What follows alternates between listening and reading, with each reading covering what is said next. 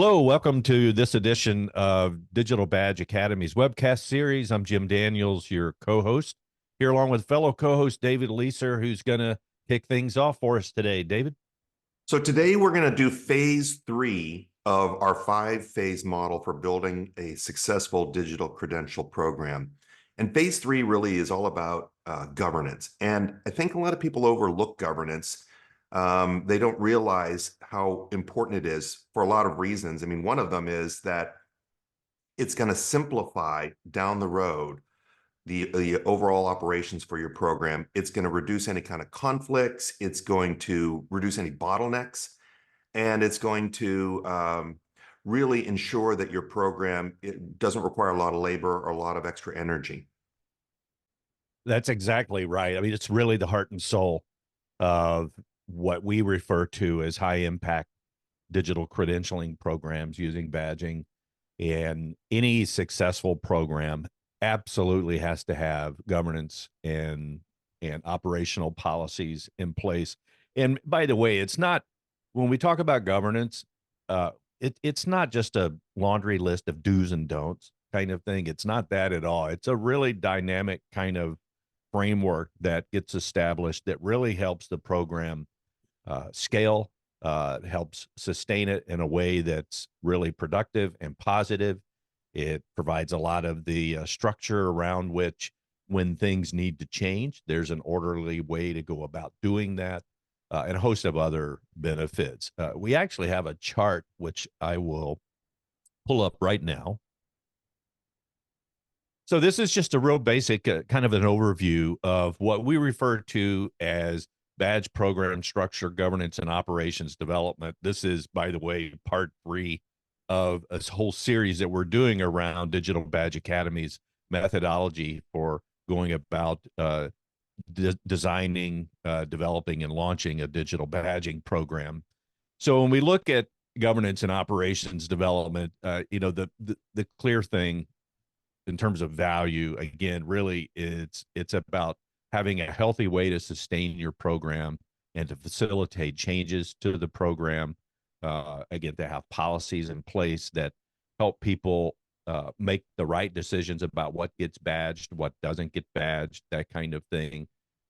It's just without it, programs will tend to either one of two things will typically happen. Either you'll have a program that just runs out of control and you get everybody sort of doing their own thing and you lose continuity and around the overall mission of leveraging digital credentialing. And if you lose that, then the credibility of a program goes down, the trust and the integrity of the program goes away. The other thing that happens, by the way, if you don't have a well thought out governance and operations framework in place, is the program just dies on the vine. I've seen that happen so many times. They just go dormant and stagnant, and there's not anyone there really with the primary mission of making sure these programs, function in the way they were originally intended to. Jim, I was thinking about, and this chart I think really does a really good job describing the key elements of it. And when you think about any program that you're developing in an organization, there are people, processes. I always add policies to that and tools. So there's people, processes, tools, but there's also policies, right? And this is the governance area really is the area that defines who the people are and what they're going to do, right? And how they're going to do it, what the processes are that we're going to have that are consistent across the board, and those that people can deviate from, right? In a different part of the organization, you might have a different type of process that fits your business need. The policies, the same thing there, right? That if you have an internal and external audience, for example, for a digital credential program, your policies are going to be different. And then the tools, what are the standard tools and the way you're going to, go about this from a holistic view? Well, exactly. I mean, if you think about it in any kind of business, and this the same thing applies whether it's it's some company out across some particular industry launching a badging program, or if it's a higher education institution, everywhere else within either that institution or the organization, there's structure in place, right? There's policies in place for how work gets done and how different functions of the business go about doing their business. So it's no different with a digital credentialing program. And yes, it typically ends up being an extension a lot of times, not always, but a lot of times an extension of the L&D function within an organization. But it stands on its own well enough that it really needs its own set of governance and operational policies in place to function the way it's supposed to function, both in terms of how it relates to the L&D function of the business, but how others across the organization and other parts of the business can actually plug into it. And that's another key piece, right? Is if you have a really healthy digital credentialing program, in all likelihood, that means it's going to grow. It's going to scale in size. More things are going to come along. Some things go away too. Some things just organically age out. But how you manage to that process and how you grease the skids for other parts of the business to be able to easily tap into this program and take advantage of it in a smart way is as important as anything else. So, what are some of the key elements to make something like this happen? Or where do you get started? Yeah, well, I think of course, as this whole series has pointed out, obviously, one of the reasons why we spend so much time on the front end of the process working out why you're creating a badging program to begin with, right? And who all your stakeholders are and all of those good things is to sort of lay that groundwork and set that foundation for how your governance and operations policies are going to be built out. You have to know what it is that you're trying to create governance around, and you have to know, from an operational standpoint, who it is that you're intended to support with this digital badging program. So the obviously the first place to start is where we start within the methodology itself, and that's setting that foundation. But once we get to this point where we actually start focusing on governance and operations, the one of the first things we do, and this is a kind of a carryover to some degree from earlier phases in our methodology, is we look at roles and responsibilities. We really need to understand, okay, we know now what we want the program to be able to be in service of. Let's talk about how we're going to support that from a roles and responsibility standpoint. So that's really the first place that we get started, and then we expand from there. Start with the people, right? And say Exactly. who's going to do what and what's their role. And I think that's exactly right, because I mean there are a lot of personalities in an organization, and if people don't have clear understanding of what their role is and what their limits are, what they can do, Hmm. you end up running into all kinds of roadblocks and conflicts. Yeah, exactly. And then I think from there, there has to be, and this ends up being kind of a blend. There's the larger governance model that's built, right, and that's that larger framework where you can see what roles are in place, what the responsibilities are, what kind of activities um, are permissible as part of this badging program, how you plug into it, all those kinds of things. But once you have an active program and you have other people starting to plug into it, you need to put some policies in place. So, for instance, in large scale credentialing programs, it's really important to have what I call a distributed accountability model from a overall governance framework standpoint. So what does that mean? It means that your issuers throughout the organization, you might have one overarching governance and operational model, but you could have multiple different functions within the business tapping into that framework to be able to issue badges for what they care about, right? That's not uncommon. We see that a whole lot across the IT industry with big companies like IBM and Google and Microsoft and AWS and plenty of others, where there's actually multiple programs. In fact, in the case of IBM, it's around 200 uniquely defined digital credentialing programs that all sit within that overarching single governance and operational framework. So uh, putting policy in place for how people can tap into that in a way that doesn't add a lot of friction and frustration. That's kind of the next piece that we dip into as we start developing those policies. To make it, you want to make it easy for people to take advantage of it, while at the same time ensuring that there are some fences in place so that things don't get out of control or the wrong things start to be badged.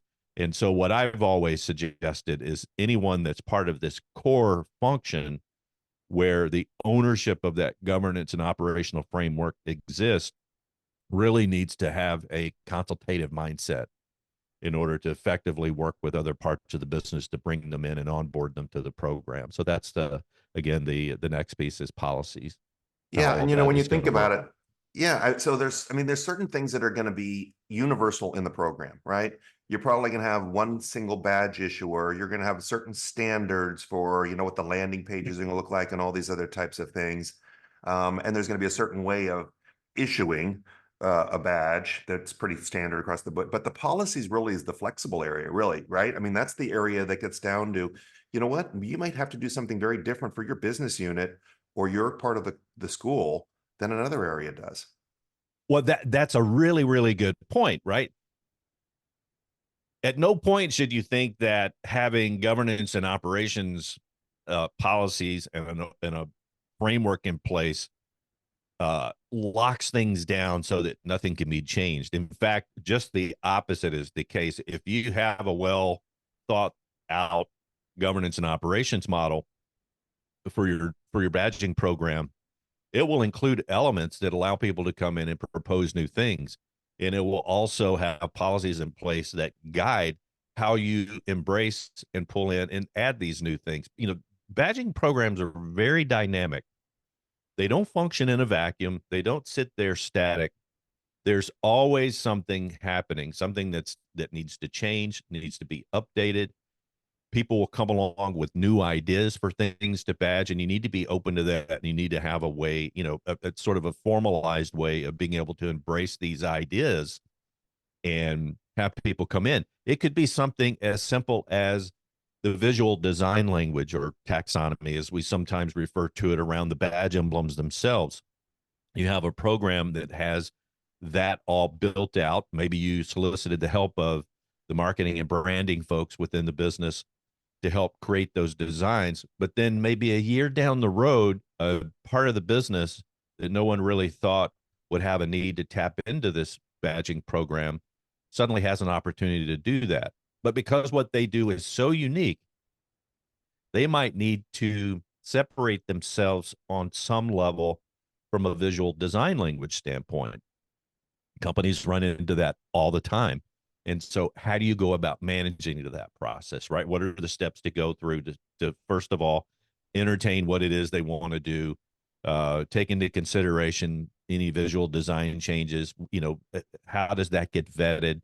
And ultimately, how do you accommodate that without disrupting the continuity across the whole program? I mean, and I'm getting way in the weeds here. That's one really tiny sliver of a whole ton of things, but it's none of it is difficult, right? And of course, this is one of the reasons why when we get to this step in our 5 phase model, this is where we spend the most time because it is the most critical of anything that we cover. So after policy, what's next after policies? Yeah. So after that, I think you have to start looking at the operations framework, right? Now, how are we going to manage this day to day, right? What's if somebody wants to create a new badge?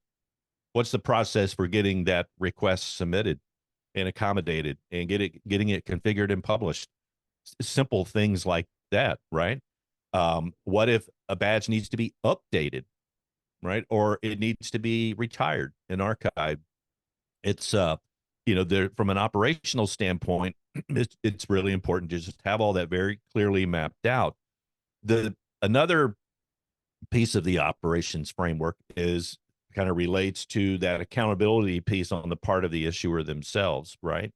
What do they need to be prepared to have to support? And so that operations framework, there's a focus on ensuring that that piece is in place so that as an issuer, am I going to issue things manually or am I going to take advantage if I'm using one of the commercial platforms, for instance, an API integration and have the badge issuing happen automatically?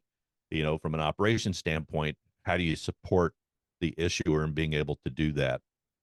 That's not to be confused with program support itself, which is really kind of stands on its own.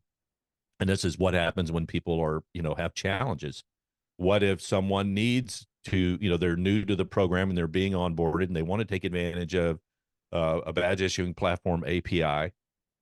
Who do they talk to, right? Where do they get the support to be able to get that working and in place? And so this core, what I call the core team within a governance and operational model, absolutely needs to have that thought through and a clean process for providing that kind of support. It might be support to badge earners. What if a badge earner has a question about a badge they're trying to earn and it's some part of the business? Maybe it's L&D, right? Somebody has completed a learning pathway and they've done so successfully.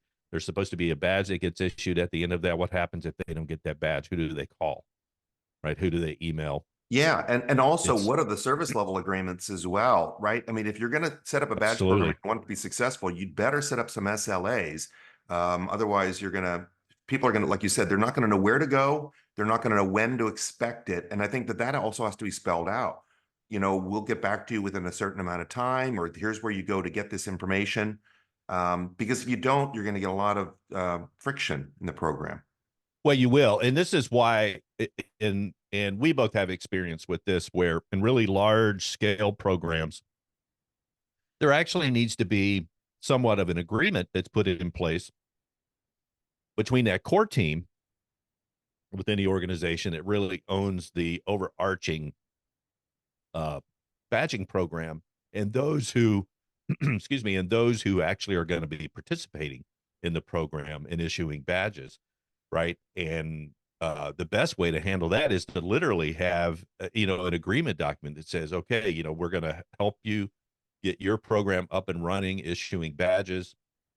Um, and doing so, you agree to do these things. It's, a whole list of things that any issuer needs to have in place. It's not, you just have to have a landing page that speaks to your program and puts all of these badges within the proper context, but what's actually included on that landing page? How are you dealing with data privacy, right? You have to, there has to be ownership there as well. So there's a lot of things that each of the issuing functions within the business really need to be prepared to sign up for, um, and support, and that extends and includes how they're going to support their own earners, right? So if it's um, some corporate social responsibility program within an organization and they're engaging with a specific audience, they're the ones that have that direct relationship. They're the ones that are issuing those badges, and they need to be prepared in many cases to directly support those badge earners when they have questions or issues or concerns. What's next? So that's really it, right? I mean, we've talked about the governance model itself encompasses a lot of things. We've talked about the policies and pieces that you have in place, the roles and responsibilities, super critical, the operational framework, and then how you go about supporting that. When you get all of that worked out, there's really, in kind of in and of itself, a whole almost charter document, or charter document's the wrong term, a playbook for how you're going to go about running and managing and sustaining and growing your program, and that ultimately becomes the governance and operations model. I will say it's always critical to be accepting of change, because change will happen, right? And so Yeah, because your business is changing constantly. exactly. Yeah. So question. So let's say you've done all this stuff. You've created worksheets that, say, here's what the policies are. Here's the flexibility on these. Here's who's going to do what. And here's the process flows. Maybe they're even diagrammed out with all the process flows for how a day in the life type things.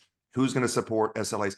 Where do you put all this stuff, or how do you make sure that everybody's on the same page? Is this an intranet project, or like Box, or what do you do with all this stuff? I mean, like, you can't just put it in a PDF, I don't think, anymore.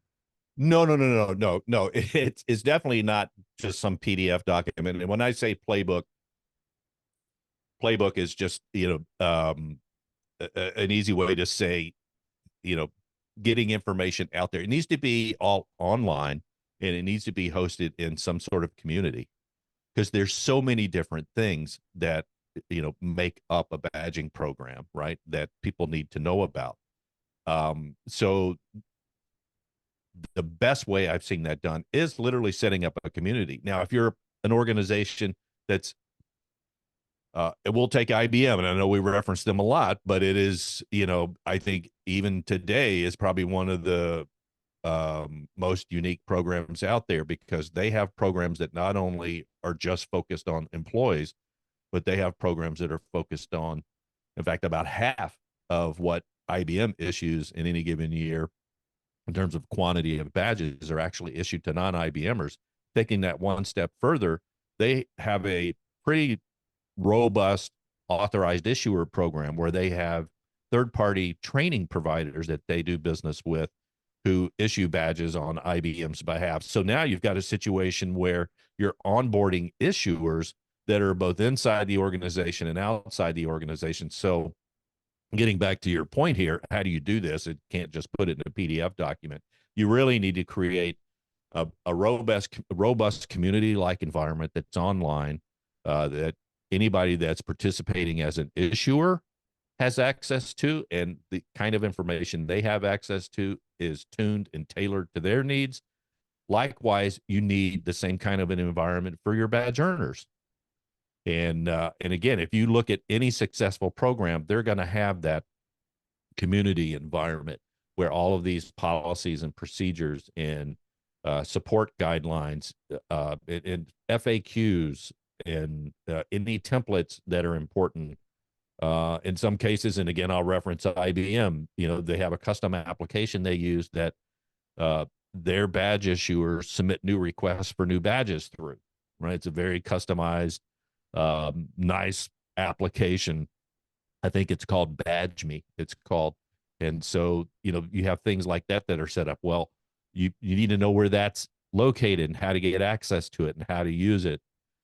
What does the process look like from a request through all the way through to when that badge is published and ready to issue, right? So that needs to be documented. There's just so much that in large scale programs that you need to think of and have information available for all your stakeholders, that it doesn't lend itself to just putting it in a document.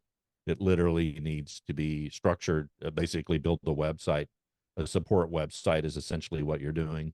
A website or a box folder. And then on top of that, I think that there needs to be a cadence of meetings to coordinate and to make sure that everybody's on the same page. What do you recommend on that? Is that like a monthly checkpoint to make sure that everybody, is on the same page? I'm talking about for a larger scale organization that may be issuing, out of a couple different business units or different parts of departments or something like that. Yeah. I think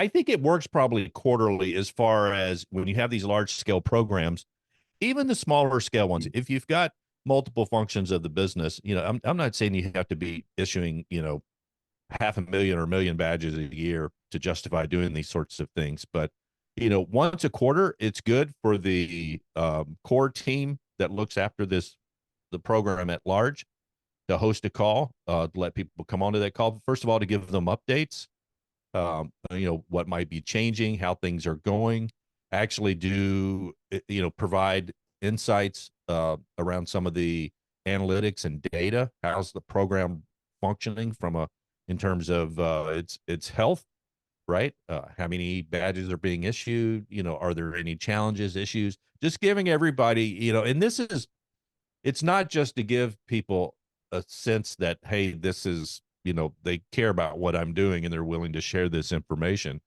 Your issuers, and I've sat in this role where I didn't manage any specific badge issuing program. I just managed a large ecosystem that had about 200 different badge issuing programs that was part of it. And so it's really important and this is almost an extension of the support piece, but to give these folks updates on any potential changes that are coming, or to do like a quarterly business review. Here's what kind of badge issuing activity, here's what our claim rates look like overall. Here, if we segment that down into logical parts of the business, here's what it looks like. Here's the latest new programs to be onboarded and be launched, right? Here's where we're getting some news coverage. That's always, a welcome piece of information on the part of everybody that's participating in this program is to, is it getting any visibility, from a press standpoint? That gets people pretty jazzed up.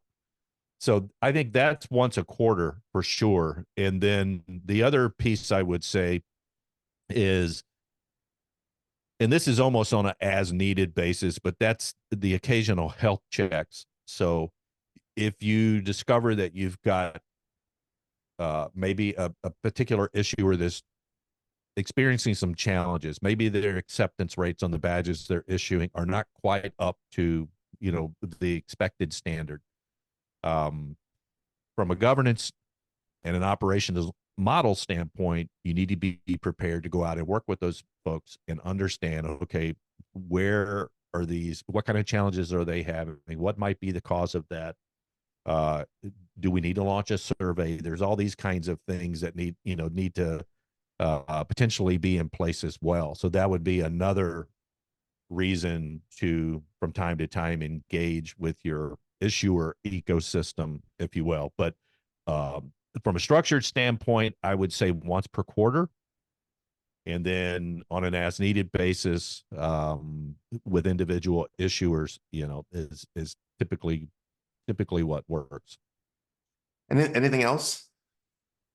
So there really isn't, there's nothing else to go into it. Well, we could go into a lot of things, right? We could spend another couple of hours diving into the weeds and peeling back the onion and talking about a lot of things in a lot more depth. But I think the important takeaway, particularly if you're going to work with us and we're going to help you through building out a digital badging program, we spend about a month focused on this governance and operations model and framework. It's that critical. And the difference is, if you have a badging program that is going to scale at all, you have to have this in place. It's just critical. And it's the difference between badging programs that thrive and badging programs that die. So maybe in the future, we'll do some other webcast where we dive into some very specific things, right? Maybe we dive into, the data privacy considerations, or maybe we dive into what a proper kind of support community looks like for a large scale program, things like that. We'll do some brainstorming, maybe come back with some of those topics at a later date. But that's it for now. All righty. Thank you very much. Phase 3 out of the 5-phase process. Thank you. Are you looking to launch a digital badging program or improve an existing one? Look no further than Digital Badge Academy. Our highly popular online masterclass will help you gain the skills and insights necessary to achieve success. Enroll now and start learning today.